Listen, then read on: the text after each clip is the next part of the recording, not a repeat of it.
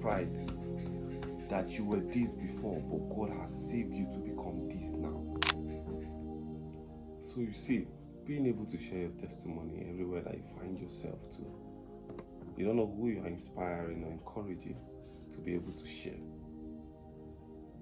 We can be looking at things that God has done for us as a very small thing, but you sharing that testimony and somebody hearing it close to you, be like, we see how big that is. But to you, you might not see it, but the next person might understand it. And that might inspire the next person or encourage them to be able to even share theirs that they feel like it's nothing. Testimony has so much power, so much power, so much power.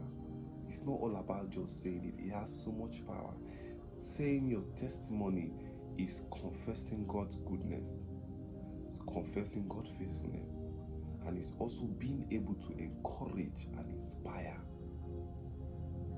You see how powerful that is?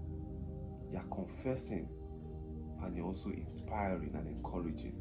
So you don't know how many people are being able to be touched by your own testimony. And there's one thing, is never be ashamed of where you came from. Never be ashamed of what God delivered you from. Hold it with pride that you were this before, but God has saved you to become this now. That is something to be proud of. Don't be ashamed of who you were. Always be ready to share. Okay, so I'll move on to the last verse. The last verse here we have is 1 Timothy 1 verse 16. 1 Timothy 1 verse 16.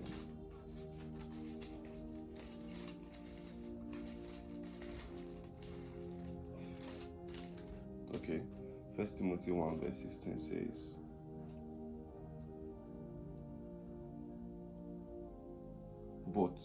But that is why God had mercy on me, so that Christ Jesus could use me as a prime example of great patience with even the worst sinners.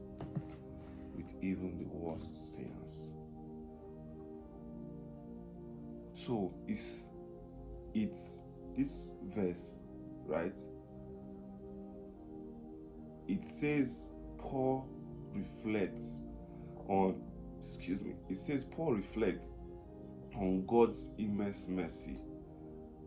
It says Paul reflects on God's immense mercy, emphasizing that even he, a former persecutor,